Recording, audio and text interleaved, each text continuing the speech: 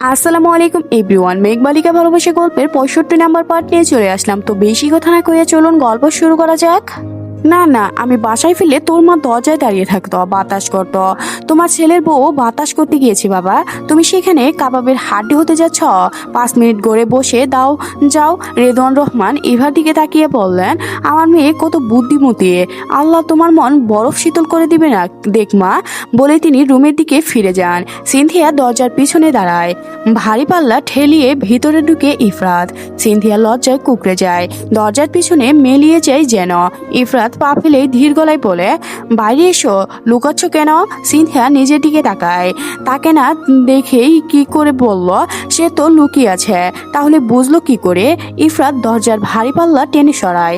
ভিতরে আসো। ইফরাতের শরীরে গ্রান মাতাল, হৃদয়ের উল্লাস। চোখ বন্ধ করে সিনথিয়া এক হাতে চেপে ধরে নিজের চোখ, অধর যুগল অথাযথই কাঁপছে। ইফরাতের জন্য অপেক্ষা করছে সারাদিন, পথ চেয়ে থেকেছে, ফোনের অপেক্ষা করেছে সে। ইফরাত কি সব বুঝতে পেরেছে?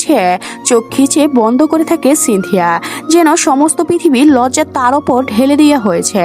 ঠিক ওই মুহূর্তে ইফরাত কমল পাতলা উষ্ঠধরা টুকু ছুঁয়ে দেয় বরফ ঠান্ডা উধরে। অতএব গাঢ় নিস্তব্ধতা। পৃথিবী থমকে গিয়েছে সিনথিয়ার অন্তর, হৃদয়, আত্মা। কি হলো এটা? খানিকটা থেমে হৃৎপিণ্ড ধাপিয়ে ভাঙচুর করে করে নেয় সিনথিয়াকে। পায়ের তলা শিশিরে দেয়, পিঠ ঠেকিয়ে দেয় সিনথিয়া। চোখের ওপর হাত ছড়িয়ে মিটমিটিয়ে চোখ খুলে সিনথিয়া। শূন্য চোখে সামনে সব শূন্য, তবে কারেন্টের গতি অঘটন মতো ক্ষতমরণ করেছে। রাজাগুলো কই? আশেপাশের অপর তাকিয়ে দেখে ইফরাত ওপরে চলে গিয়েছে। ইফরাত ওপরে এসে গলা ছেড়ে ডাকে, আমার জান বাচ্চাটা কই টুম্পা? টুম্পা দৌড়ে এক ছুটে বেরিয়ে আসে যায়, লাফিয়ে ওঠে হরিণের মতো। ইফরাত হাত বাড়িয়ে কুলে তুলে নেই টুম্পাকে, ছোট্ট ছোট্ট হামি দেয় টুম্পার কপালে। এগিয়ে আসে ইফা, চারপাশে চোখ বুলিয়ে বলে, আরে বউ কই? কেন? ও তো বাসায়। আমি কি ওকে সাথে নিয়ে গিয়েছিলাম, কিন্তু ও তো নিচে গেল। তখনই ধীর ভাই অপরে আসে সিনথিয়া। ইভা সিনথিয়ার থতমতে মুখ দেখে বোঝার চেষ্টা করে, তবে কিছু না বুঝতে পেরে বলে, আর ইউর ওকে বউ? সিনথিয়া চোখ নির্বুপ রেখে মাথার কাত করে। কফি মেকার থেকে কফি ঢেলে একটা ছোট্ট টেটে দেয় ইভা। তারপর সিনথিয়াকে বলে ভাইয়া ফিরে শাওয়ার নেয়, এরপর কফি খায়। নেক্সট ডে থেকে মনে রাখবে, নিজে হাতে কফি বানিয়ে দিবে। নর্মালি বর বউ এক হাতে কফি খেতেই পছন্দ করে, আর ও নিট অ্যান্ড ক্লিক, নিজের কাজ নিজেই করে। তবে ট্রাই করো ওর সব কিছু নিট অ্যান্ড ক্লিক রাখতে। প্রতিদিনের জামা কাপড় ওয়াশ করে দিবে, আয়রন করবে, যখন যেটা চাই বের করে দিবে। চাইলে আমি আগের মতো সব করেই দিতে পারি, তবে বরের কাজ করার মধ্যে মজা আছে। আমি চাই তুমি এগুলা ফিল করো ভিতর থেকে। এইটুকু বলেই তারা দেয় ইভা, যাও কফি দিয়ে আসো। সিনথিয়া চুপচাপ ভাদ্য মেয়ের মতো হাতে নেয়, বুকের মধ্যে রিদিম রিদিম পাচ্ছে। ইভা সিনথিয়ার হাঁটার ভঙ্গিতে বলে, তুমি কি ভয় পাচ্ছ? সিনথিয়া চুপচাপ দাঁড়িয়ে থাকে। ইভা এগিয়ে এসে বলে, সব ঠিক হবে, ভয় পাচ্ছ কেন? জাস্ট ফিল করো। দরজায় দাঁড়িয়ে মিনমিন সুরে সিনথিয়া বলে, আসবো? ভিতর থেকে ভেসে আসে ঠান্ডা শীতল গলা, কাম। সিনথিয়া ধীর পায়ে ভিতরে প্রবেশ করে, বুকের মধ্যে কাঁপুনি বাজছে। ধীর পায়ে হেঁটে যায় সিনথিয়া। রকিং চেয়ারে ঢুলছে ইফরাত। সিনথিয়া হাত বাড়িয়ে এগিয়ে দেয় কফির মগ। অযথ কাঁপছে হৃদয়, হাত পা কাপা গলায় বলে, আপনার চা। চোখ বন্ধ করে খুলে তাকায় ইফরাত। হৃদয় কাঁপুনি পাল্লা দিয়ে বাড়ের সিনথিয়ার। ইফরাত শীতল গলায় বলে, এটা চা নয়, কফি। সিনথিয়ার সবটা গুলিয়ে আসছে, ভীষণ এলোমেলো লাগছে। কফির মগ এগিয়ে দেয় সিনথিয়া, সাথে সাথে বলিষ্ঠ হাতের মুঠিবদ্ধ হয় তার হাত। ইফরাত কফির মুখে অন্য হাতে নিয়ে শক্ত করে ধরে সিনথিয়ার হাত উঠে আসে ধীরে ধীরে। কপালে চুলগুলো এক হাতে সরিয়ে দেয় ইফরাত। সিনথিয়ার পালাতে চায়, তার আগেই ইফরাত বলিষ্ঠ আঙুলে চেপে ধরে সিনথিয়ার গাল। এক হাতে তীক্ষ্ণ কফির মুখে গাঢ় চুমুক দেয় ইফরাত। এরপর তীব্র উষ্ণতরা নিয়ে মিষ্টির খুঁজে ডুব দেয় সিনথিয়ার অধরে। রিংটোনে ভেসে আসার মৃদু শব্দ বন্ধ হয়, ঘন আগ পল্লব। ছুটে যায় সিনথিয়া, ছিটকে ধরে সরে যায় সে। নিজেকে লুকাতেই পিছিয়ে ফিরে বাইরে বেরিয়ে যাওয়ার জন্য ছুটো দেয়। সহজ তার কমল হাত বাঁধা পড়ে বলিষ্ঠ হাতের বাঁধনে। কফির মগটা রেখে রকিং চেয়ার থেকে ফোন তুলে নেয় ইফরাত। অন্য হাতে তুলতুলে বেড়াল ছানার মতো মিশিয়ে নেয় নিজের লোহার বস্তুর বুকে।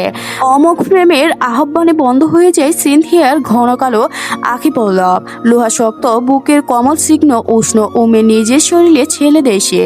লাল টকটকে ধোয়া উঠে কানের লতির নেমে আসে ভরপ শীতলষ্ঠ। ডিস্টার্ব কমাতে বলে পালাতে চাচ্ছ কেন? সমুদ্রের স্রোতের মতো ভেসে আসা ফিসফিস শীতল সুরে জমে যাচ্ছে সিনথিয়া। শরীর এলিয়ে দিচ্ছে আরো। অপর হাতের ফোন কানে তুলে নেয় ইফরাত। তার মুখটা এখনো সিনথিয়ার কাঁধের ওপরে। সিনথিয়া দীর্ঘ গলায় বলে, ছাড়ুন। ইফরাত ফিসফিস করে সুর বলে, ডোন্ট ডিস্টার্ব। মুহূর্তেই গলার সুর অমূল পরিবর্তন। আসসালামু আলাইকুম স্যার। সিনথিয়ার হাঁপ ছাড়ে, চোখ বন্ধ করে লম্বা শ্বাস টেনে নেয়। সালামের উত্তরে রোমান্স কবির বললেন, ইফরাত স্যার বলুন। Accurate do your command. Salman Sharif has fulfilled his all ডিস্টেস। পর্যপ্রঞ্জন সরকার সকল প্রুফ অফ ব্যাংক ব্যালেন্স এর সকল তথ্য কালেক্ট করেছেন। সব প্রুফ রেডি। ক্রিকেট বুটির সাথে জড়িত সকলের মধ্যেই থানায় আনা হয়েছে। আজ রাত তো ফাইনাল খেলা। আশা করছি ক্রিকেট টিম দেশের জন্যই খেলবে। তবে যে জন্য তোমাকে কল দেওয়া, কাল সকালে প্রেস মিডিয়ামের সামনে এক্সপোর্ট করবে তুমি। Okay sir. আর একটু সাবধানে চলাফেরা করো। যে লোক ঠান্ডা মাথায় এত বছরে ক্রাম করে আসছে, সে অবশ্যই এত সহজে হার মানবে না। ডিআইজিপি জেলে থাকলেও তার হাত লম্বা, তোমার ওপর অ্যাটাক হতে পারে। Don't warning. আমি আসছি স্যার নিজের জন্য। ডিআইজি প্রজুপরঞ্জন সরকার যে খেলা খেলেছেন, তিনি চাইলে তোমাকে রাস্তা থেকে সরিয়ে দিতে পারতেন। তবে আল্লাহ সহায় ছিলেন এবং তোমার তীব্র বুদ্ধির জোরে সবসময় তোমাকে নিজেই রক্ষা করে গিয়েছে। ইউ আর ওভারটি ইউর সেলফ ডো by day. I am please for you. সত্যি তুমি মাস্টার পিছে ইফরাত। স্যার এভাবে বললে আমাকে লজ্জা ফেলবেন না প্লিজ। আমার বাবা ছোট্ট থেকে একটা কথা বলতেন, আমি চাই আমার সন্তান প্রথমত একজন মানুষ হোক। আমি শুধু ওইটুকুই হইতে চেয়েছি। এখানে চেষ্টা করছি করব, মৃত্যুর আগ পর্যন্ত করব। আল্লাহ তোমার সাকসেস করুক। ইফরাতের বাদনে চুপচাপ দাঁড়িয়ে আছে সিনথিয়া। কথা শেষ করে ফোন রকিং চেয়ারে রাখে ইফরাত। চাপা চাদর দিয়ে ঢাকা আকর্ষণীয় মোহনীয় গলা ও চিবুকটুকু সিনথিয়ার কাঁধে ঠেকায় ইফরাত। প্রথমবারের মতো অজানা নতুন অনুভূতির স্পর্শ হয়। শক্ত হয়ে দাঁড়িয়ে আছে সিনথিয়া। কাঁধের ফাঁকা অংশে পুরুষশালী দাঁড়িয়ে ধারালো ছোঁয়ার শিরশির বেয়ে উঠেছে। বলিষ্ঠ হাতের কমলে হাত দুটোকে হাতের মুঠো নেয় উধর চেপে কানে ফিসফিস করে বলে, প্রশ্নের উত্তর পায়নি। নতুন স্পর্শে নতুন গন্ধে ভাসছে থাকা সিনথিয়ার ধীর গলায় বলে, কি দ্রুত কমাতে বলছি না? পালাচ্ছ কেন? আদরগুলা চোখ জোড়া লজ্জায় নুড়ে পড়ে যায়, লজ্জাপতির ঘাসের মতো নড়ে যায়। নতুন স্পর্শের বাদন থেকে নিজেকে ছুটাবার ব্যথা চেষ্টা করে বলে, আমি শুধু পাশাপাশি ঘুমাতে চেয়েছি।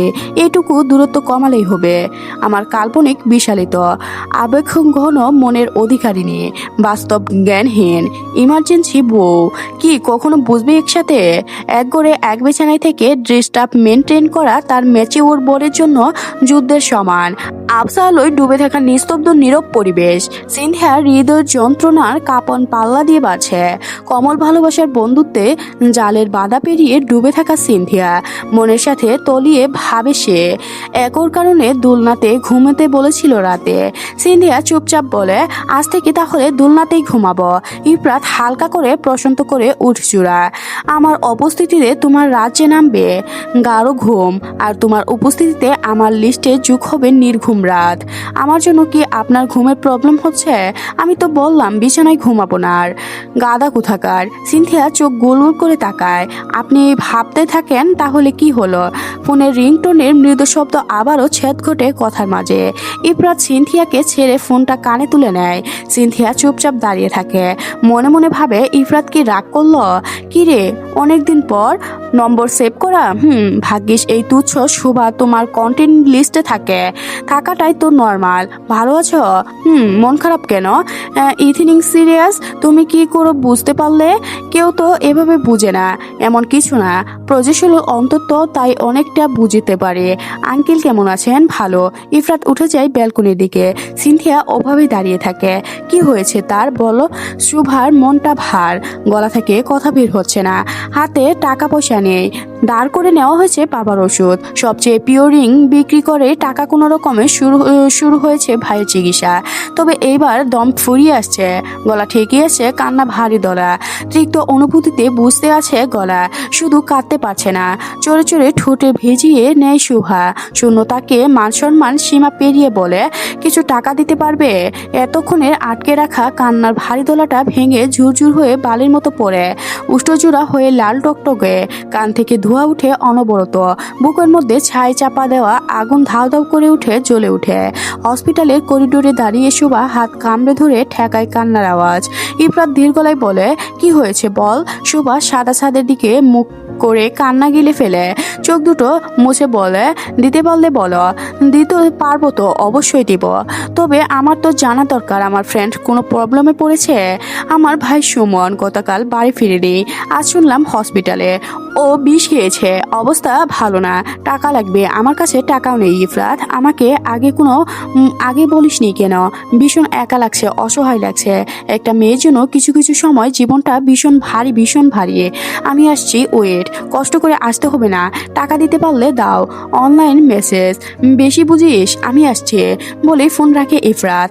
অপর পাশে তারপর সিনথিয়া সামনে দিয়ে তড়িঘড়ি করে কেবিন থেকে খুলে ছোট্ট একটা ব্যাগ, স্কুল ব্যাগের মতো কাঁধে ঝুলিয়ে নেয়। সিনথিয়ার দিকে তাকিয়ে বলে, বাইরে যাচ্ছে, একা ভয় লাগলে এবার কাছে থেকো, বেশি লেট হলে ঘুমিয়ে পড়ো। বাসায় ফিরে আমি তোমাকে নিয়ে আসবো। কোথায় যাবেন? হসপিটালে, বাকিটা ফিরে বলবো, ওকে? অনেক লেটই হবে, আই ডোন্ট নো, তবে আইল টাইমস যত তাড়াতাড়ি ব্যাক করা যায়। সিনথিয়া চুপচাপ দাঁড়িয়ে থাকে। বেরিয়ে যায় ইফরাত। এই তো একটু আগে এলো, এখনই যেতে হবে? সে তো অনেক অপেক্ষা করেছিল। আজকের গল্পটি এ পর্যন্ত শেষ হলো। পরবর্তী পার্ট পেতে অবশ্যই চ্যানেলটি সাবস্ক্রাইব করে রাখবেন। ধন্যবাদ সবাইকে, ভালো থাকবেন।